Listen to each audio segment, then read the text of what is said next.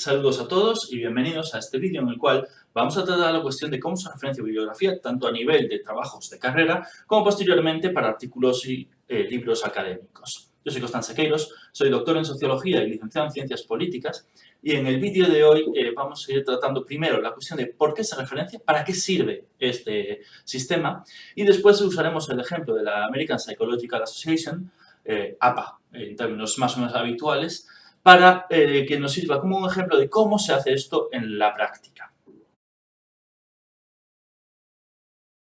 Completada la introducción, lo que tenemos que tener en cuenta es que la existencia del sistema de referenciado obedece a una serie de razones principales que han llevado a que esto exista, ¿vale? La primera de las cuales es, sin duda, la defensa contra las acusaciones de plagio. La idea de referenciar autores nos sirve como un escudo en este entorno para poder protegernos cuando otros autores reconocen las ideas que hemos usado en el texto. Y es que esto es inevitable. La ciencia se construye sobre las ideas, las teorías, los experimentos de aquellos que nos han precedido. Y es importante que eso sea así, el conocimiento científico es acumulativo. Pero si no referenciamos los autores que hemos usado en nuestras propias investigaciones, lo que ocurrirá es que el resto de autores, cuando nos lean, van a decir, esto lo había leído yo en alguna parte antes que aquí, y van a darse cuenta que nos hemos apropiado de ideas que no eran nuestras. Por tanto, lo que resulta de ahí es una acusación de plagio. La defensa contra esto es precisamente citar, esta no es una idea mía, esta es una idea de tal autor, y por tanto le damos crédito y reconocimiento y nos protegemos contra cualquier persona que diga que nos estamos apropiando de otras ideas. La segunda de las razones para citar y referenciar bibliografía es precisamente para poder aportar una capa de conocimiento mayor dentro de la misma extensión en nuestro trabajo. Y es que en el ámbito académico, pero incluso también en el trabajo de clase, a menudo los trabajos que tenemos que hacer están limitados a la extensión máxima que podemos utilizar. El número de palabras, el número de páginas. Entonces, cuando tratamos ciertos temas, ciertas aportaciones teóricas, ciertos marcos, muchas veces explicar esos temas o marcos es demasiado largo y no nos viene a cuento dentro del trabajo que estamos haciendo. Entonces, lo que queremos, para demostrar que sabemos de lo que estamos hablando, es precisamente aportar una referencia bibliográfica que permita que cualquiera que quiera profundizar en esos temas, ver desde qué perspectiva lo hemos aplicado, pueda acudir a esa referencia y entender desde lo original cómo lo hemos enfocado. Eso es especialmente importante cuando estamos tratando temas ambiguos, como puede ser, por ejemplo, la idea de la sociedad civil. La idea de la sociedad civil ha sido trabajada a lo largo de los últimos siglos desde muchos autores y con perspectivas distintas, no siempre complementarias. De modo que cuando trabajamos eso es importante señalar entre referencias qué autores estamos usando para construir nuestra interpretación de la sociedad civil, para que así pueda ser fácil de entender para aquellos que puedan estar leyendo nuestro trabajo. Todo esto conecta con unos elementos centrales de la metodología científica, que es el concepto de falsabilidad. Según el concepto de falsabilidad, cualquier otro autor que quisiera replicar nuestros trabajos debería ser capaz de hacerlo y obtener los mismos resultados. De esta manera, si usas el mismo marco teórico y hicieras los mismos experimentos, el resultado debería ser suficientemente similar como para constatar que esos hallazgos son correctos. En el marco teórico y en muchos ámbitos esto se hace a través de la bibliografía, permitiendo que cualquier otro autor pueda reconstruir nuestro marco teórico, nuestra forma de interpretar los datos, nuestra forma de entender la situación y nuestra perspectiva de análisis, sabiendo qué autores y qué puntos de vista estamos usando en nuestro trabajo y pudiendo acudir a los originales para constatar que estamos entendiéndolos tal y como estaban originalmente escritos, o quizás al contrario, que estamos llevándoles la contraria para corregir teorías anteriores y, por tanto, avanzar el conocimiento científico. La última de las razones por las cuales se cita y referencia en bibliografía es la demostración de conocimiento. Muchas veces cuando construimos un marco teórico usamos una serie de aportaciones y ciertas perspectivas, pero hay más en torno al mismo tema. A la hora de crear la bibliografía del artículo o del trabajo que estamos realizando, es importante referenciar muchas veces a esos otros autores importantes que no hemos utilizado para demostrar que tenemos el conocimiento de esos autores. Si no lo hemos usado, no es porque no los hayamos leído, no los hayamos estudiado, no los conozcamos en profundidad, simplemente consideramos que esos conocimientos no son útiles para el trabajo que estamos realizando. De esta manera, lo que tratamos es de demostrarle a la audiencia que somos autores válidos, interlocutores que saben de lo que están hablando y que han usado ciertas aportaciones teóricas porque han decidido que son las más útiles. Eso nos da validez científica y una posición adecuada a la hora de exponer nuestras propias teorías, conclusiones y análisis. Entendidas las razones por las cuales queríamos usar referencias bibliográficas en nuestro texto, es importante tener en cuenta que tenemos que manejar dos piezas fundamentales para poder hacerlo con éxito. La primera de estas piezas es el concepto de citas internas al texto, ¿vale? Encontraremos a menudo que usamos ciertos conceptos técnicos o ciertas citas literales que pertenecen a otros autores. En esos casos, en el propio texto ponemos una referencia breve, en el estilo adecuado que vayamos a usar, que permita que los lectores puedan ver nuevamente la fecha y el nombre del autor y por tanto puedan ir a ver cuáles son los datos completos del texto si quieren expandir ese conocimiento. De esa manera estamos diciendo que esos conceptos se entienden desde la perspectiva de ese autor, que esa cita pertenece a ese autor, etc. La segunda de las partes que tenemos que utilizar con éxito es el uso de la bibliografía a la cual la referencia en el texto ha remitido. De esta manera, normalmente al final del texto, tenemos una descripción completa del artículo o el libro que hemos utilizado para referenciar ese concepto. De manera que cuando alguien leyendo el cuerpo principal del texto ve la referencia breve en el mismo, puede acudir al final a la bibliografía donde están todos los detalles necesarios para encontrar ese texto original y poder leerlo si quiere profundizar o quiere comprobar que hemos usado el término correctamente. Una interrupción, un momentito, ¿vale? Por el editor de vídeo que he usado, he tenido que usar la inserción de texto sin poder poner cursivas, porque el editor no me lo permite, ¿vale? Así que prestad atención cuando la voz diga que hay que hacer ciertas partes en cursiva, en las referencias o en las citas, que tienen que ir en cursivas, aunque no las leáis en cursiva, ¿vale? Porque no he podido ponerlas en cursiva en el vídeo. Vistas las dos piezas centrales del sistema de referenciado, tenemos que profundizar ahora en el uso de las referencias en el cuerpo principal del texto y cuándo se usa. El uso más habitual es cuando estamos citando literalmente a un autor. De esta manera, si extraemos una de sus frases, por ejemplo, lo que suele ocurrir es que la ponemos entrecomillado y en cursiva. Y al final de la misma ponemos entre paréntesis autor, año y la página en la que esa frase sale en el texto original. De esa manera, cualquier lector puede ir al texto original, comprobar que la frase es tal y como la hemos utilizado y al mismo tiempo ver el contexto en el cual fue originalmente escrita. A menudo puede ocurrir que no queramos citar una frase breve que podamos meter en nuestro párrafo, sino que queremos exponer una idea más larga del texto original. En ese caso, cuando la idea es suficientemente larga, lo que vamos a hacer es crear un párrafo propio para esa idea, ponerle una sangría más estrecha de manera que resalte con respecto al cuerpo principal que está arriba y abajo, al final del cual, una vez más, pondremos autor, año y la página. Cuando queremos hacer que una cita sea más breve, a menudo podemos quitar ciertas partes de la misma porque son redundantes, o porque el autor empiece con una idea, luego desarrolle otra y luego llega una tercera, y la segunda, por ejemplo, pueda no interesarnos. En ese caso, cuando estamos quitando trozos del texto original que estamos citando, lo que hay que hacer es poner paréntesis y puntos suspensivos en el medio, mostrando así al lector que hay un trozo que hemos retirado del texto original para hacerlo más claro. A veces esto puede implicar que se pierda legibilidad en la frase, o sea, que no se entienda. Porque, por ejemplo, puede que en el trozo que hemos quitado estuviera el verbo de la misma. Para hacer que la lectura sea más sencilla, lo que podemos hacer es poner corchetes y en el medio insertar las palabras necesarias para hacer que la lectura sea cómoda y fluida.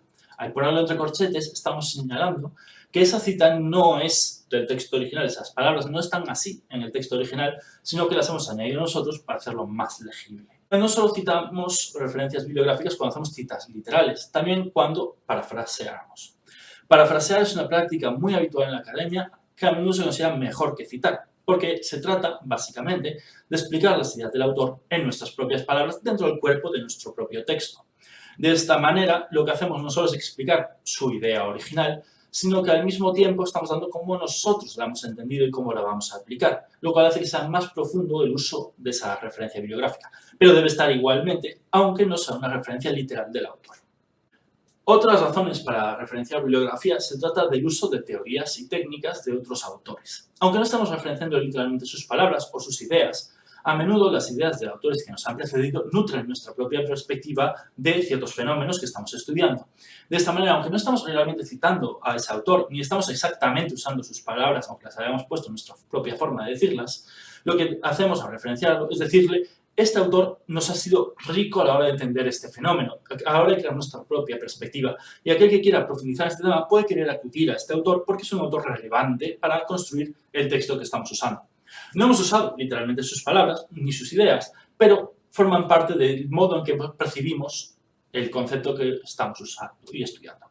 En línea con esto, es especialmente importante usar las referencias a autores cuando estamos tratando con términos técnicos o ambiguos. Cuando un término tiene múltiples acepciones o distintas escuelas o teorías lo entienden de manera diferente, es importante señalar, entre paréntesis y con referencia bibliográfica adecuada, cuál es el autor o los autores que estamos utilizando para construir nuestra perspectiva, de manera que cualquier lector pueda entender que cuando ve esa palabra tiene que interpretarla desde el marco de esos autores y no desde el marco de las teorías alternativas que puedan existir al respecto. Esto permite mucha mayor claridad y a mayores una mayor complejidad del texto, al permitir que los autores dialoguen con el contenido que estamos aportando y las conclusiones a las que estamos llegando.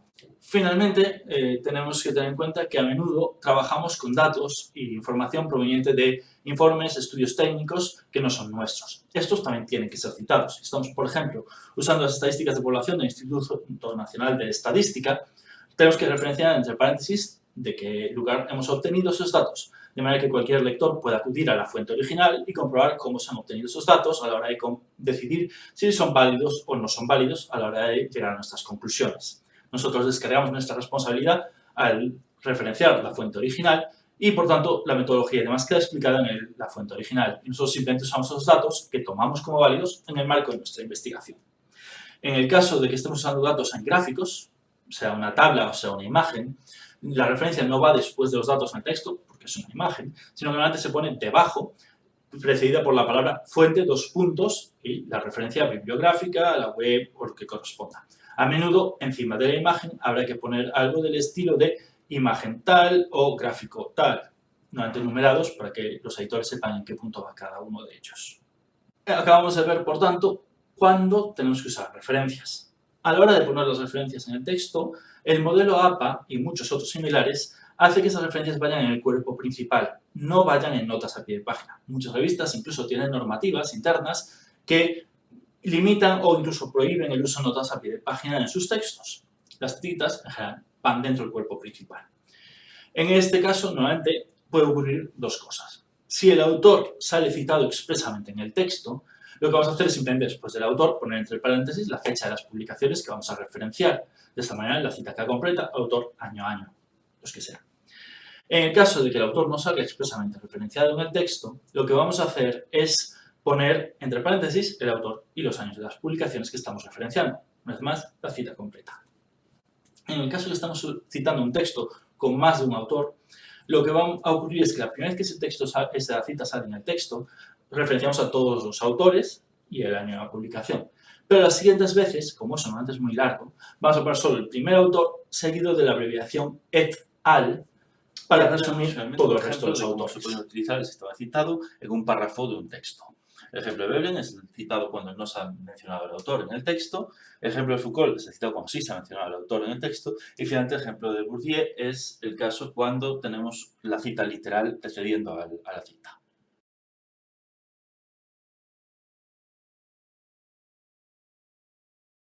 Hasta aquí hemos visto la parte de referencias en el cuerpo principal del texto. Estas referencias, valga la redundancia, hacen referencia a la bibliografía, que es una colección normalmente colocada al final de todo el texto, con todos los datos necesarios para que cualquier lector pueda encontrar los textos que hemos utilizado en sus ediciones tal y como las hemos utilizado. Porque a menudo distintas ediciones pueden tener distintos datos o distintos textos, incluso capítulos añadidos. Entonces, la bibliografía lo que va a hacer es dar todos los datos pertinentes para encontrar, siguiendo un modelo estandarizado, los libros, artículos o lo que sea que estamos citando en nuestro cuerpo principal del texto. De esta manera, los autores van a aparecer organizados, normalmente alfabéticamente. Si un autor tiene más de una entrada, van a irse cronológicamente también, de manera que sea fácil encontrar entre todo este catálogo de textos aquel que el lector esté buscando en cada momento dado. A la hora de construir nuestra bibliografía, tendremos que acudir a las fuentes originales, libros, artículos en revistas, webs, lo que sea. En el caso de los libros, los datos que estamos buscando aparecen en la primera página por dentro. Aparecerá el autor, el título, los que están ya en la portada, pero también el número de edición, la fecha en la que se publicó esta edición específica del libro, así como la editorial y el lugar donde se publicó. Es muy importante, en muchas editoriales también nos van a pedir el ISBN o el ISSN del libro, así que también aparece ahí. En el caso de las revistas, normalmente está en la primera página, donde encontraréis también los mismos datos de la revista. Especialmente importantes son el número, el volumen de la publicación y las páginas en las que ese artículo sale dentro del marco de la revista. Y cada vez más se solicitan también datos que suelen estar también en la primera página del paper, como es el número DOI, que también aparecerá ahí recogido. En el caso de webs, nuevamente necesitaremos otros datos, pero suelen estar también accesibles fácilmente en la página en la que nos hemos conectado. A la hora de construir nuestra bibliografía, para que sea fácil de leer y entender para aquel que está leyendo nuestro texto, es importante seguir una serie de procedimientos sencillos que garantizan la mayor legibilidad de la misma. Primero, todas nuestras entradas bibliográficas tienen que ir ordenadas alfabéticamente por los apellidos de los autores que estamos citando. De esta manera, si en el cuerpo principal del texto alguien dijo Goffman, qué interesante, puede ir a la bibliografía y directamente buscar en la G, Goffman, aquí está, y lo encuentra rápido. En el caso de que haya más de un texto del mismo autor, todos tienen que ir seguidos y tienen que ir por orden cronológico, de manera que si está buscando un texto específico sea más fácil de encontrar.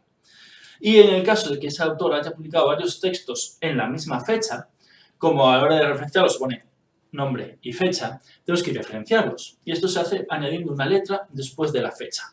Entonces podemos tener Goffman 1991A y Goffman 1991B, que son dos libros distintos que se publicaron en 1991 por Goffman. Y sea en el cuerpo principal del texto o sea en la bibliografía, cada vez que usamos uno u otro nos aseguraremos siempre de poner la letra que corresponde para identificar cuál de ellos estamos usando.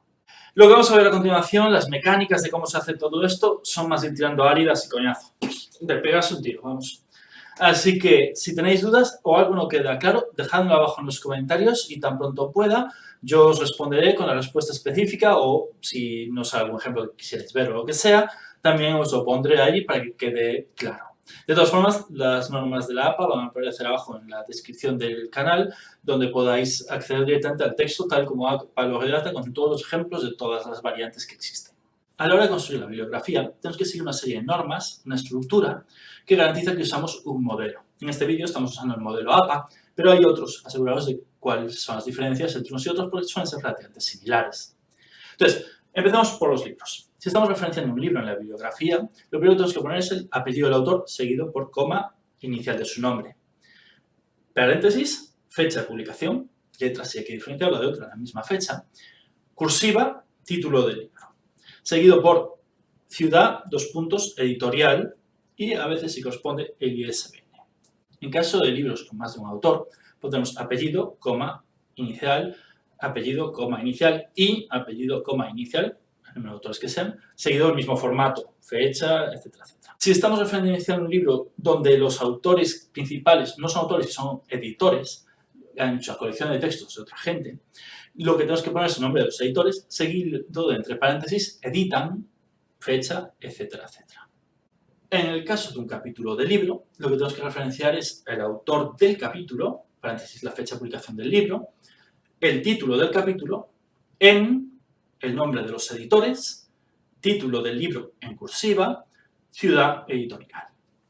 En el caso de los papers en revistas académicas, ese modelo es muy similar. Tenemos autor, fecha, nombre del artículo, punto, cursiva, título de la revista, coma, volumen, entre paréntesis, número, en caso de que corresponda, coma, páginas. Y después, en los modelos más actuales, se suele poner también el DOI. En el caso de que estemos referenciando páginas web o recursos que en general que están en Internet, tienes que poner un nombre de la página web, de la institución, de lo que sea, paréntesis, la fecha en la que en principio se publicó originalmente, título que corresponda, si corresponde a esa página o recurso que estamos utilizando, seguido por el link, donde se puede consultar eso, precedido por una fórmula de estilo disponible 2 puntos, y entre paréntesis la fecha en la que ese recurso fue accedido por última vez, porque una página web puede ser actualizada con el tiempo. Las opciones para bibliografía no acaban ahí, hay muchas más. Pues, si usamos videojuegos en nuestro texto, pues tienen que ir referenciados. Si referenciamos una tesis doctoral, tiene que ir referenciada. Si utilizamos una película, tiene que ir referenciada.